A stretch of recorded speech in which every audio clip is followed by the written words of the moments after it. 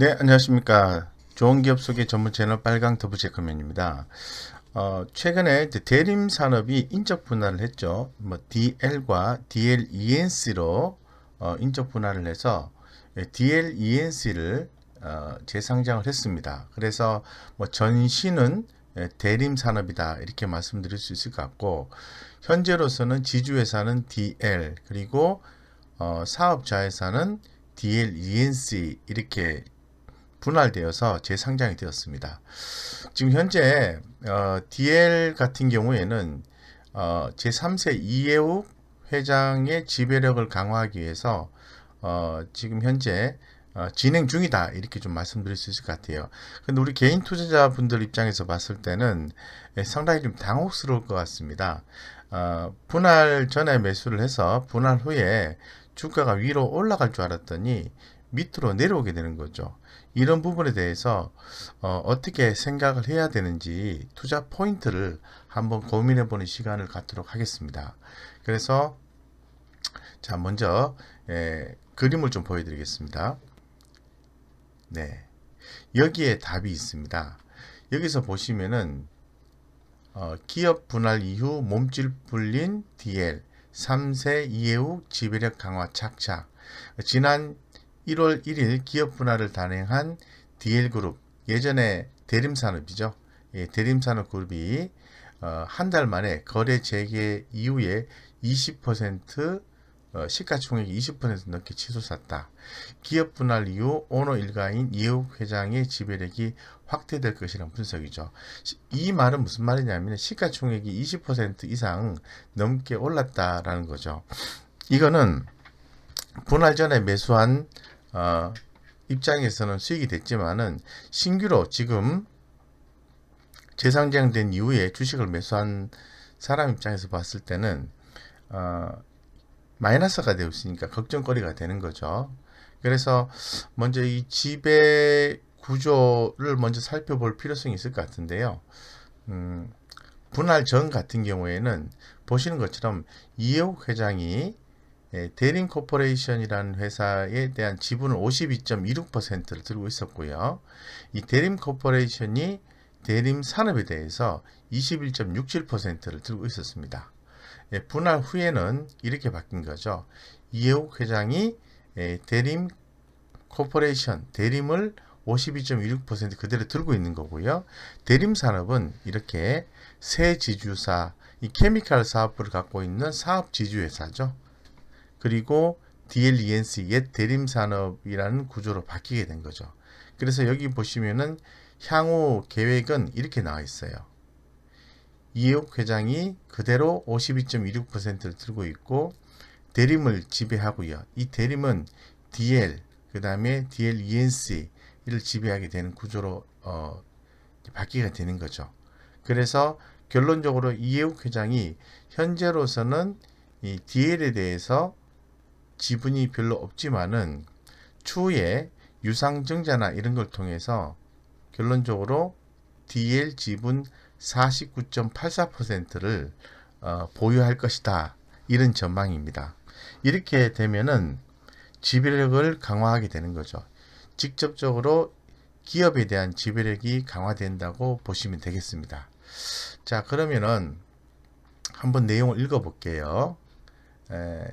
보시면은 오너 일가의 지배력이 약해 경영권 분쟁이 생기면 실질적으로 방어가 어려운 구조가 분할 이후 달라질 전망이다.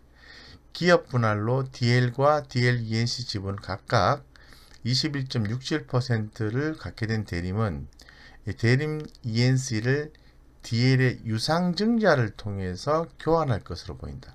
여기서 유상증자는 우리 유상증자 하면은 크게 이제 세 가지가 있습니다. 통상적으로 알고 계시는 기업이 자금을 조달하기 위해서 주주 배정 유상증자가 있죠. 그리고 주주 배정 유상증자 발표를 하면은 주가가 빠지는 경향이 있죠. 주식 가치가 희석이 되니까. 그런데 제3자 배정 유상증자 같은 경우에는 투자 자금을 유치하는 개념이기 때문에 주가가 올라가는 경향을 갖고 있습니다. 근데 일반 공모 유상증자 같은 경우에는 주주가 아니더라도 유상증자에 참여할 수 있다는 거죠. 그래서 결론적으로 현재 지금 대림산업이 인적 분할을 결정을 했고요. 그 다음에 인적 분할을 해서 재상장이 되었습니다. 그 다음에 남아있는 작업이 유상증자죠. 유상증자에서 나오시는 내용은 주식을 교환하는 스왑이라는 과정이 있을 수가 있을 것 같고요. 예, 스왑이라는 과정이 있을 수 있습니다. 스왑. 네, 이게 지금 첫 번째입니다. 스왑이라는 과정이 있을 것 같고 주식을 교환한다는 거죠. 그래서 최대 주주가 결론적으로 DL의 주식을 갖게 되는데 DL 주식을 ENC 주식과 바꾸는 거죠. 바꾸게 되면은 결론적으로 주식을 DL이 많이 보유하게 되면 DL ENC에 대한 지배를 강화하는 거죠. 이 부분을 이해욱 회장이 결론적으로 위에 대림이 있고 그 위에 이해욱 회장이 있기 때문에 결론적으로 더 많이 보유하게 되는 겁니다. 더 많이 보유하게 되는 거죠. 그런 과정을 진행하기 위해서 진행되는 유상증자가 바로 일반 공모 유상증자다라고 말씀드릴 수 있을 것 같아요. 그래서 결론적으로 현재 예상하고 있는 것은 뭐냐면은 최대 49.84%까지 DL 지분을 확보할 수 있다는 추정이다라는 거죠. 그래서 이 회장이 최대 주주인 대림은 49.84% 지분을 확보한다. 그러면은 이해욱 회장이 대림 코퍼레이션, 현재 대림입니다. 대림 코퍼레이션이 대림 산업을 지배하게 되는 거죠. 그런데 구조가 어떻게 바뀌냐면 이해욱 회장이 대림이 DL, DL이 DL ENC로 바뀌는 사업 구조로 되게 되는 겁니다. 대림이 30% 이상으로만 지분율을 확대해도 이해욱 회장의 경영권 방어에 유리하다고 말씀드릴 수가 있을 것 같습니다. 일각에서는 대림과 DL 향후 합병 가능성이 여기서 대림은 대림 코퍼레이션이죠. 이 대림과 기존의 대림 산업이 분할되어서 사업 지주에서는 DL과 합병 가능성까지 제기되고 있는 거죠. 그러면 이해욱 회장이 대림 코퍼레이션 지분을 많이 들고 있기 때문에 결론적으로 지배 구조를 통해서 지배력을 확보하게 되는 과정이 되는 거죠. 그래서 이 계열사 간의 합병 등을 통해서 지주사 전환 과정이 거치는 식으로 결론적으로 원하는 것은 대주주 이해욱 회장의 지배력을 강화하는 일이다라고 말씀을 드리겠습니다. 그래서 현재로서는 가능성을 얘기하는 거기 때문에 합병설은 일축하고 있는 그런 상황이다라고 말씀드리겠습니다. 그래서 결론적으로 통상 6개월 후에 단기간에는 한 3개월 정도 될 수 있을 것 같고요. 길게는 6개월에서 한 9개월까지, 더 길게는 1년 이상 주가가 좀 지지부진한 형태로 나올 수 있다고 말씀을 드리겠습니다. 그래서 현재 지금 보유하신 분 입장에서는 비중을 좀 축소하시는 전략을 취하시는 게 맞고요. 추후에 인적 분할 과정이 다 종료가 되면은 그때 다시 지분을 늘리는 게 좋다 이렇게 말씀드리겠습니다. 그리고 일반 주주에게 발생하는 내용은 유상증자 과정에서 이런 경우가 발생할 수 있겠죠. 주식을 교환하는 과정이 발생하게 되는데요. 반대를 하게 되는 경우가 있습니다. 그래서 개인 투자자 입장에서는 주식 매수 청구권이라는 게 발생을 하게 되는 거죠. 네. 그래서 이런 과정 때문에 결론적으로 주가가 현재로서는 좋지 않다 이렇게 말씀드리겠습니다. 그래서 지금 현재 보시면은 실적은 좋아요. 실적은 한번 보시면은 2020년 9월 전년 동기 대비 매출액은 6.3% 증가를 했고요. 영업이익은 11.9% 증가했습니다. 당기순이익은 12.4% 증가했어요. 이러한 부분은 주택 플랜트 부분 추가 도급 등 건설 부문 호조로 인해 매출액, 영업이익 모두 큰 폭으로 증가했다는 거죠. 유아 부분의 개선과 카플렉스 연결 편입 효과 등으로 안정적인 성장이 기대되며 주택 사업을 통한 이익 증가가 예상된다. 대림 AMC를 통해 재생산업 임대 리츠 투자 확대 예정이다. 상당히 좋은 내용을 갖고 있는 거죠. 여기 보시는 것처럼 나쁘지 않습니다. 괜찮습니다. 그런데 주가는 보시는 것처럼 이렇게 되는 거죠. 자,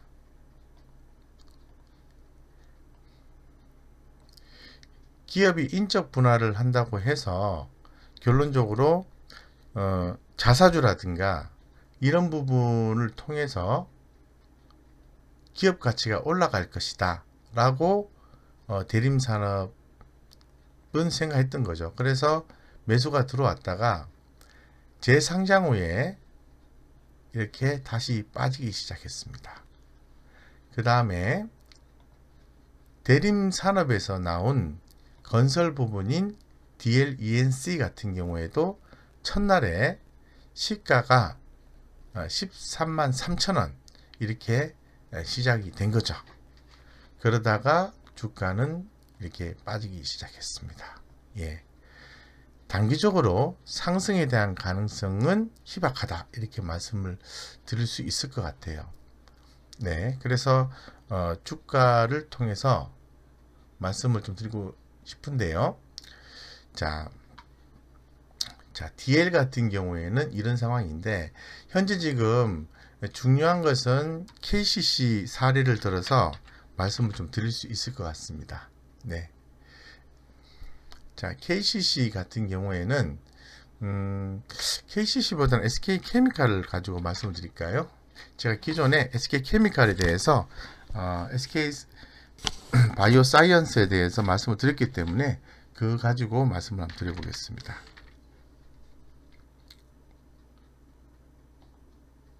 자, SK케미칼 같은 경우에 여기서 보시는 것처럼 2018년도 1월달에 인적 분할 재상장을 해서 주가가 첫날에는 아주 큰 폭으로 상승을 해주는 것을 확인할 수가 있습니다.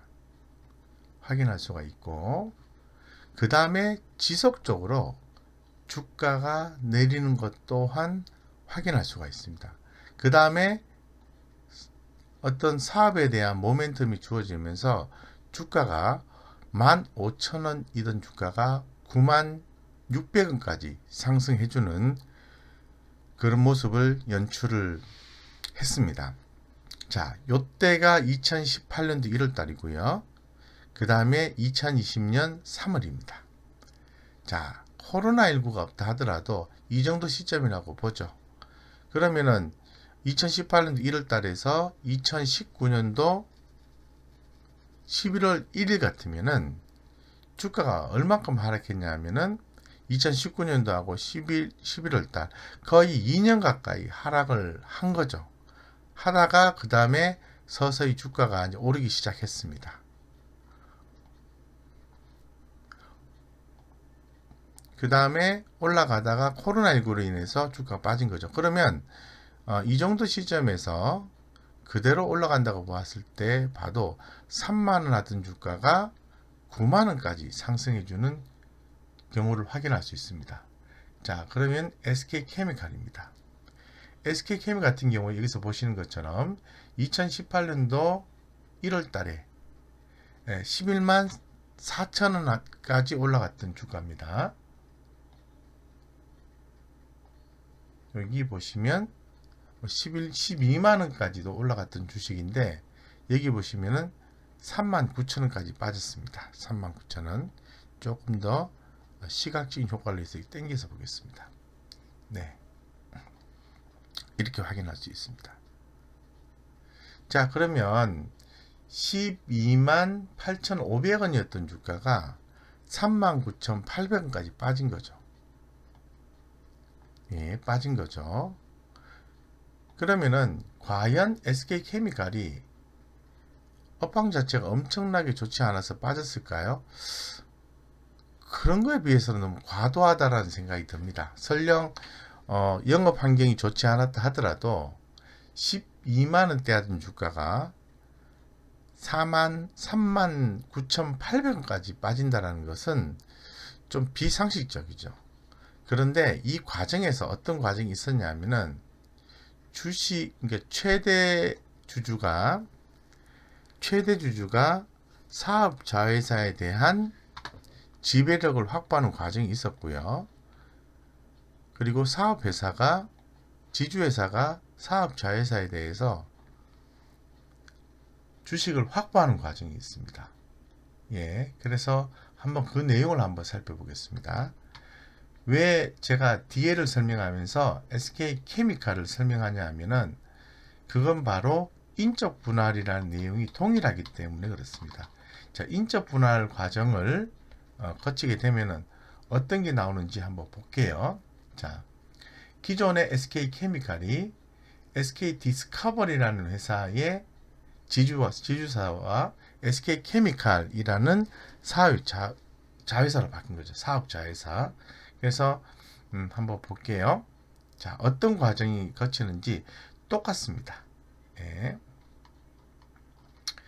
2018년도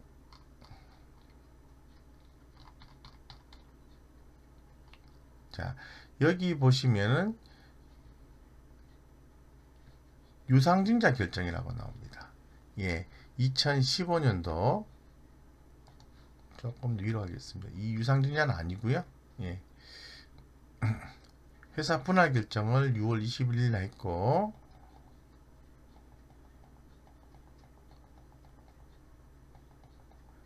그 다음에 여기 보시면은 요게 2018년도 2월 달에 즉 1월 달에 SK케미칼이 SK디스커버리와 SK케미칼로 분할 재상장이 된 거죠. 그 다음에 2월 달에 한 달 만에 유상증자 결정을 합니다. 여기서 말하는 유상증자 결정은 일반 공모 증자 방식입니다. 예, 그래서 이 과정 때문에 주가가 서로 이제 주식을 교환해야 되는 과정이 나오기 때문에 이런 내용이 나옵니다. SK케미칼 김영식 보통 주식의 공개 매수를 통해서 SK케미칼을 자회사로 편입시킬 예정이다. 이런 내용들이 나와요. 그래서 결론적으로 말씀드리고 싶은 뭐냐 하면은 자, 사업 지주사 같은 경우에 사업 자회사에 대해서 주식을 더 많이 확보하고 싶겠죠. 그 다음에 최대 주주도 사업 기업에 대해서 지분을 많이 확보를 하고 싶지 않겠습니까? 그러면은 한쪽은 주가가 싸야죠. 그러니까 지주회사의 가격은 비싸고 사업자회사의 가격은 싸야 많이 이렇게 적게 주고 많이 받는 형태가 되는데 메커니즘에 의해서 두 개 다 사업 지주회사나 사업주회사 두 개 다 같이 빠지는 경향이 있다는 거죠. 통상. 그로 인해서 제가 말씀드린 것처럼 이런 현상이 발생한다라고 말씀드리겠습니다. 이렇게 분할 재상장 후에 주가가 인적 분할 지배구조 개편, 지배구조 완성을 하게 되는 거죠. 그래서 이러한 일반 공모 유상증자를 통해서 주가가 빠지는 경향이 있다는 거죠. 자, 그러면 다시 한 번 더. 자, DL 같은 경우에는 인적 분할 결정을 해서 분할 재상장이 되었습니다. 그죠? 그리고 여기 보시면은 작년 9월 달에 2020년 9월 10일에 인적 분할을 거쳐서 인적 분할 나오죠. 인적 분할 방식으로 해서 회사를 분할하는 거죠. 그래서 케미칼 사업 부분을 지주회사가 가져가고 건설 부분을 DLENC로 가져갔습니다.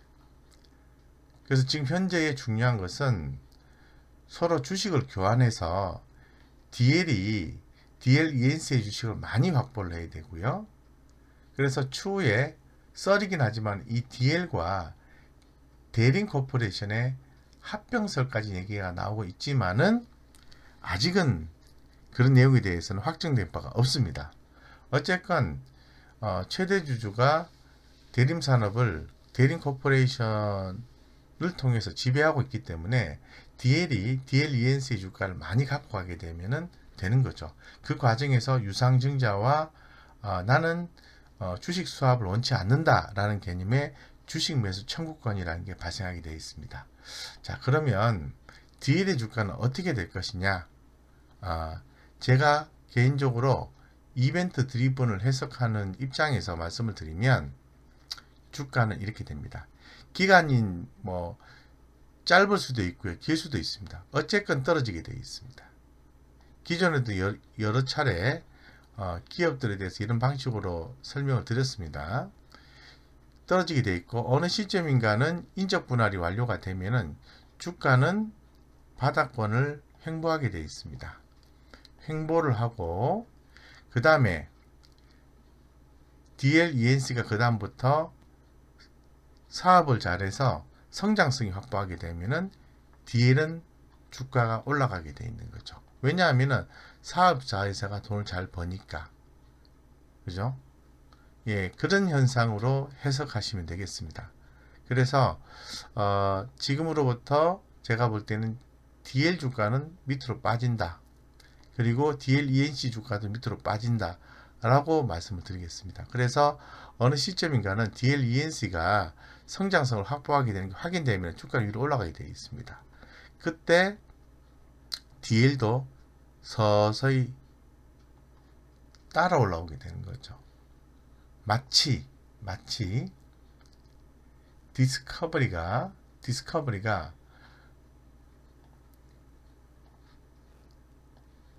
이렇게 빠졌다가 올라가는 것처럼. 그래서 올라가는 이유는 바로 SK 케미칼이라는 사업 자회사가 모멘텀이 발생했기 때문에 그렇습니다. 그래서 먼저 올라가게 되어 있습니다. SK 케미칼이 이렇게 먼저 모멘텀을 찾게 되면 사업 지주회사는 또는 순수 지주회사는 따라 올라가게 되어 있는 거죠. 그래서 현재 지금 복잡하게 좀 설명을 드렸는데 결론을 좀 말씀을 드리면 반드시 그런 건 아니지만 대체로 다 그렇다고 말씀을 드리겠습니다. DLENC 주가가 오늘 무려